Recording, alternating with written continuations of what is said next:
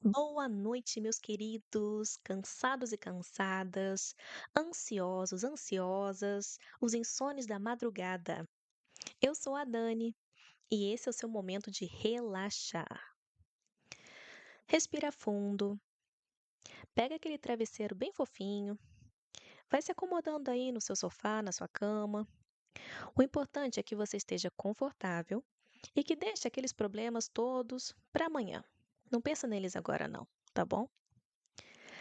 Vem comigo explorar o universo de Edgar Allan Poe, um dos mais famosos autores do século XIX. E para estrear o nosso podcast, eu escolhi um conto de 1843 chamado O Coração Denunciador. Essa é uma história intensa que fala sobre obsessão, culpa e paranoia. Ela foi escrita numa época em que o estudo da mente humana, que é aquilo que mais tarde nós chamaríamos de psiquiatria, começava a ganhar espaço. E aqui a gente encontra um narrador meio psicologicamente instável, eu diria. Mas mesmo assim, ele é profundamente cativante. E como uma boa fã de suspense e mistério que eu sou, eu espero que você aproveite essa leitura tanto quanto eu.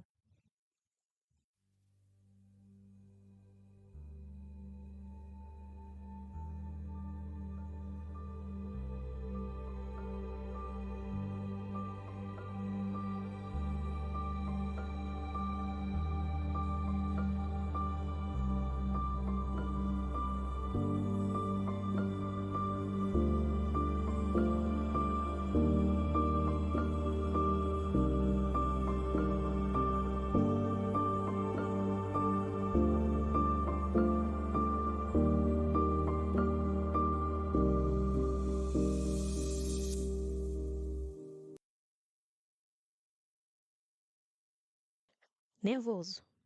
Eu estava assustadoramente nervoso. E eu ainda estou. Mas por que você diria que eu estou louco? A doença tinha aguçado os meus sentidos, não destruído, não amortecido. Acima de tudo, aguçado estava o sentido da audição. Eu escutava todas as coisas no céu e na terra.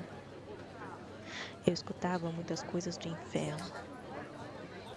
Como eu posso estar louco? Ouça com atenção e veja com que sanidade, com que calma eu sou capaz de contar a história inteira.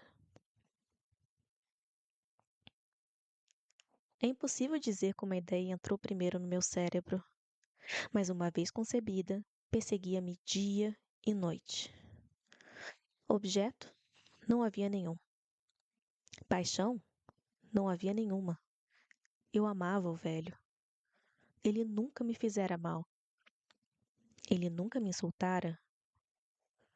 Pelo ouro dele, eu não nutria desejo. Penso que foi o olho dele. Sim, foi isso. Tinha o olho de um abutre, um olho azul pálido recoberto por uma película. Sempre que pousava sobre mim, meu sangue congelava. E assim, por etapas, muito gradualmente, eu decidi tirar a vida do velho. E dessa forma, me livrar do olho para sempre. Bem, esse é o ponto. Você me imagina louco. Loucos não sabem de nada.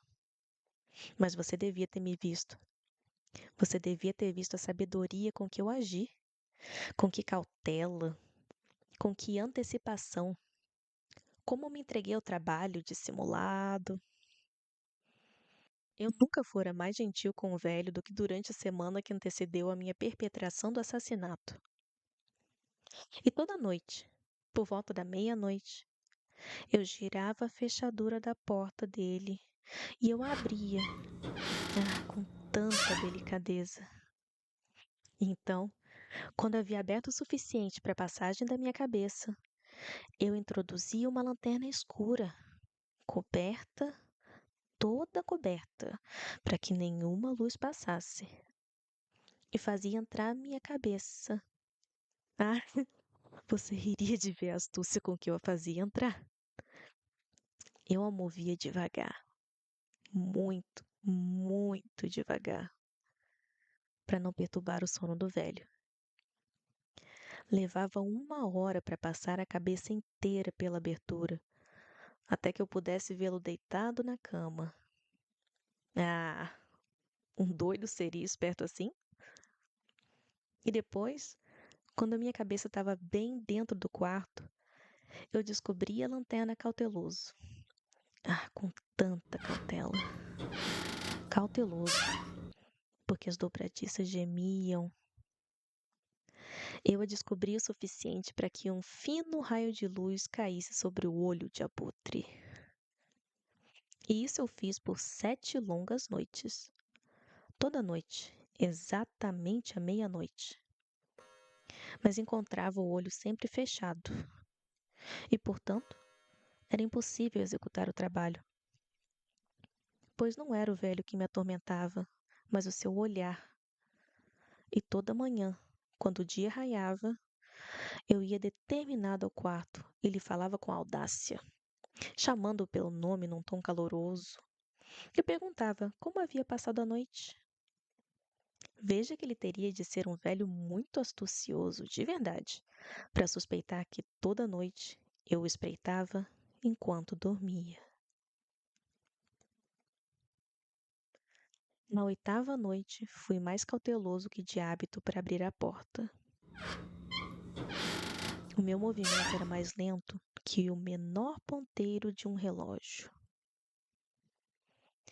Antes daquela noite, eu nunca sentira o alcance dos meus poderes, da minha sagacidade. Eu mal podia conter meu sentimento de vitória. Pensar que estava ali, abrindo a porta, um pouco de cada vez, e ele nem sonhava as minhas intenções ou os meus pensamentos secretos. Eu cheguei a rir da ideia, e talvez ele tivesse me ouvido, pois se mexeu na cama de repente, como se estivesse assustado. Nisso você poderia pensar que eu recuaria, mas não. Na escuridão densa, o quarto estava negro como piche, porque as persianas estavam bem fechadas pelo medo de ladrões. E dessa forma eu sabia que ele não teria como ver a abertura da porta que eu continuava a empurrar continuamente. Continuamente.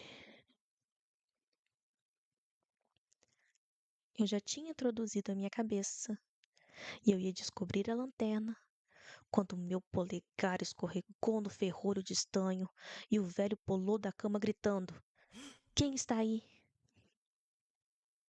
Fiquei imóvel. Eu não disse nada. Por 1 hora inteira, não movi um músculo. E nesse meio tempo, não o ouvi se deitar. Continuou sentado na cama, à escuta, como eu mesmo fizera, noite após noite, espreitando os relógios da morte na parede. Nessa hora, escutei um leve gemido e sabia que era o gemido do terror mortal. Não era um gemido de dor, um lamento. Ah, não. Era o som baixo, abafado, que emerge do fundo da alma tomada de espanto. Eu conhecia bem o som. Em muitas noites, exatamente à meia-noite, quando o mundo inteiro dormia, ele brotava do meu próprio peito, intensificando com o seu eco aterrorizante os terrores que me perturbavam. Eu sabia o que o velho sentia e eu tinha pena dele, embora no fundo eu risse.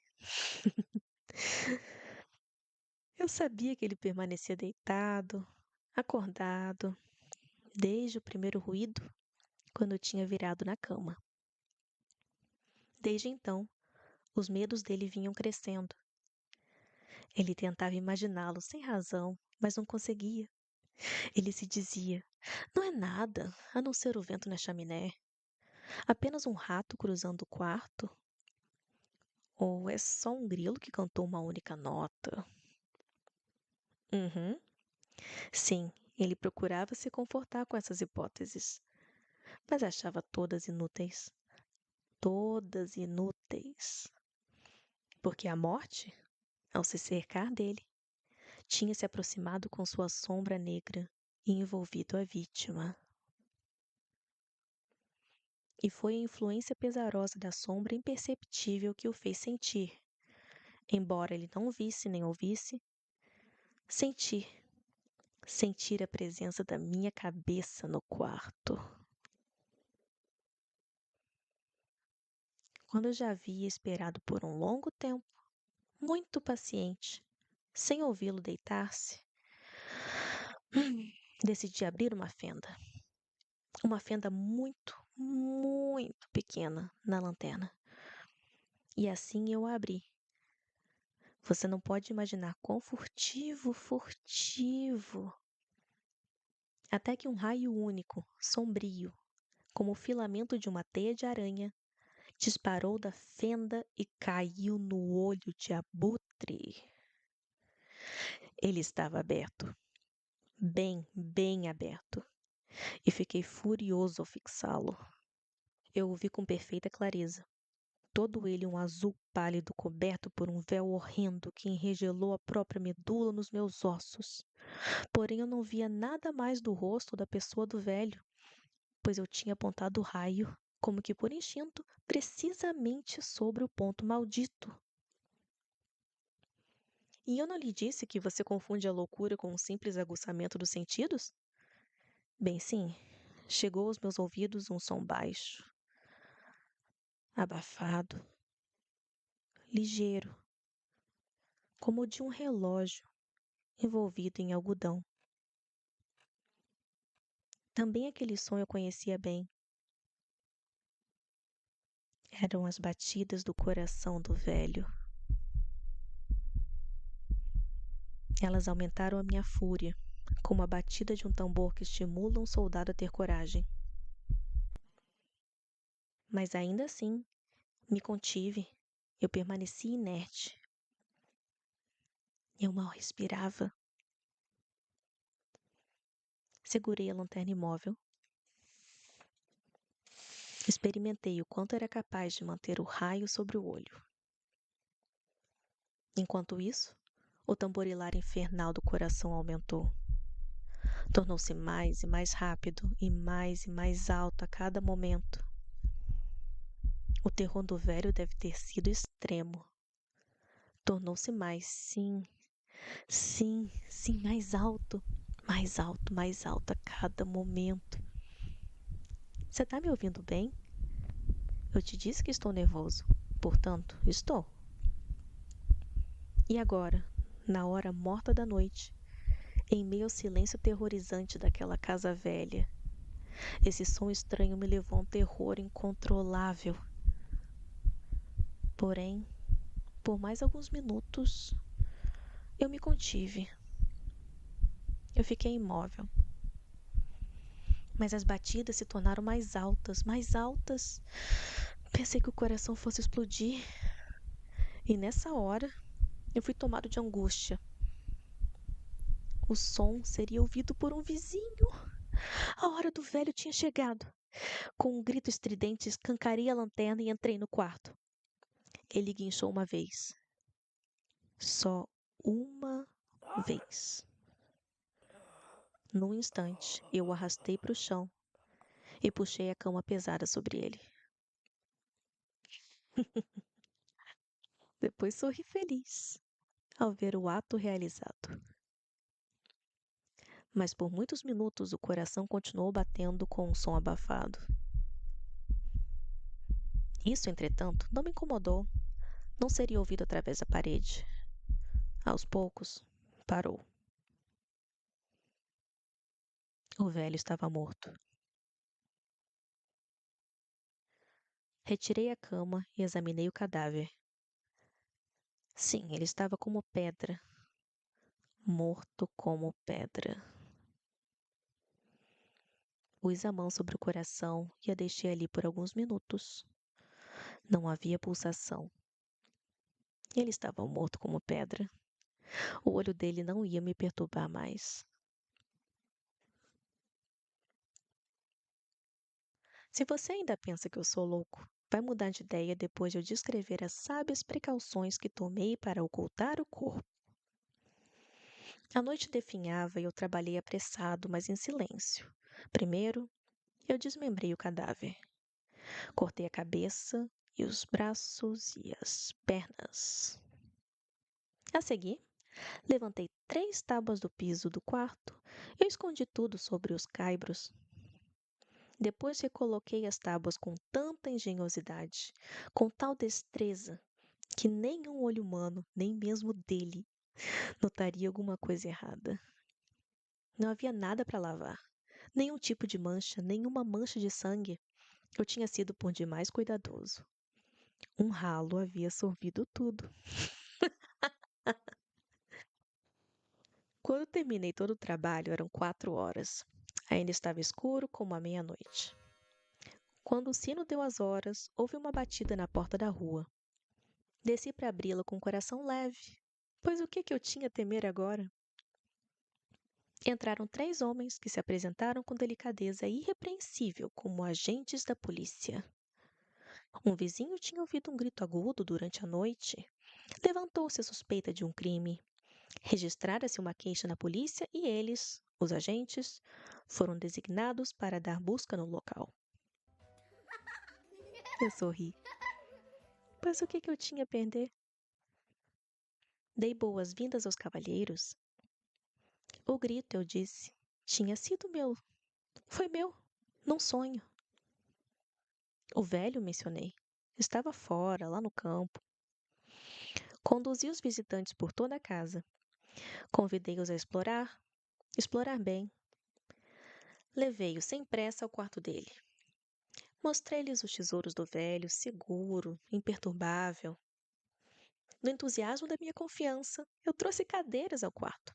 Eu expressei o desejo de que descansassem no trabalho bem ali, ao passo que eu, na audácia selvagem da minha completa vitória, acomodei-me no ponto exato sob o qual jazia o cadáver da vítima.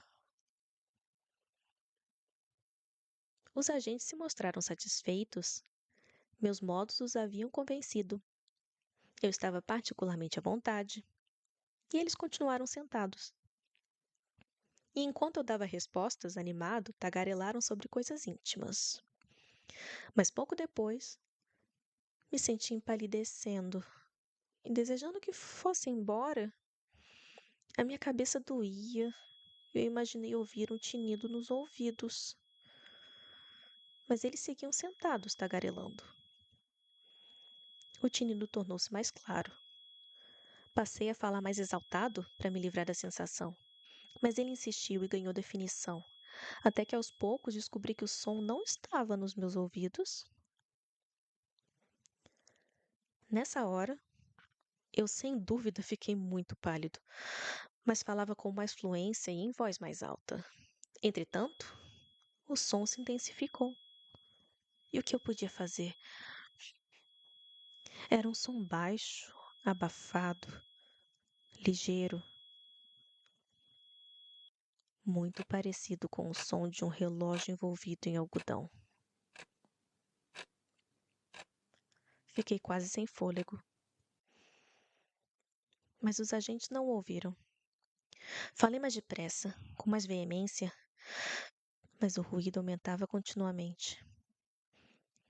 Levantei, eu discuti banalidades num tom agudo com gestos exagerados, mas o ruído aumentava continuamente. Por que eles não iam embora? Andei pelo piso, para cima e para baixo, com passadas pesadas, como se estivesse enfurecido com as falas deles.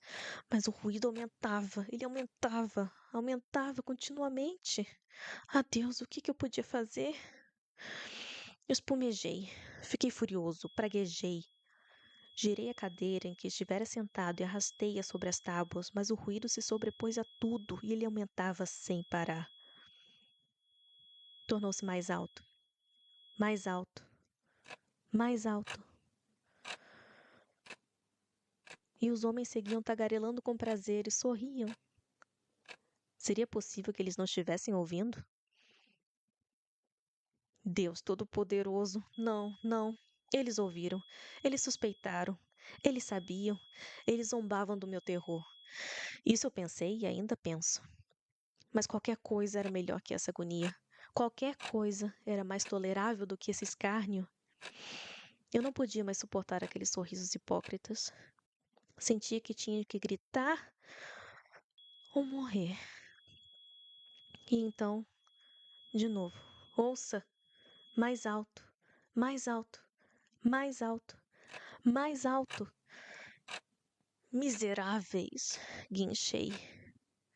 Parem de disfarçar. Eu confesso o crime. Arranquem as tábuas. Aqui, aqui. São as batidas do seu coração horrendo.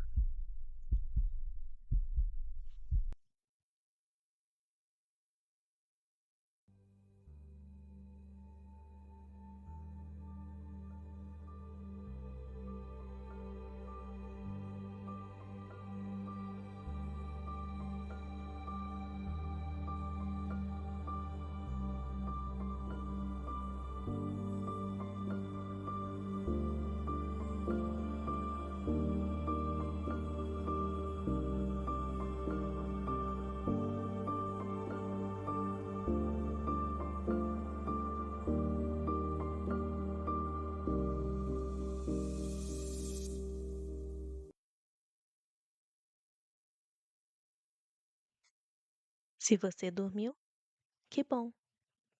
Aqui, dormir no meio do episódio não só é permitido, é muito bem-vindo. E se você ainda tá acordado, tá tudo bem também. O sono vem quando ele quer. Aproveita para me contar nos comentários o que você achou dessa história e se quer que eu traga mais contos com esse jeitinho de mistério e tensão para os próximos episódios. E não esquece de curtir o episódio e de seguir o nosso canal. Isso me ajuda demais a continuar trazendo aquele conteúdo legal que você está gostando de ouvir. Te espero nos próximos episódios. Boa noite e bons sonhos!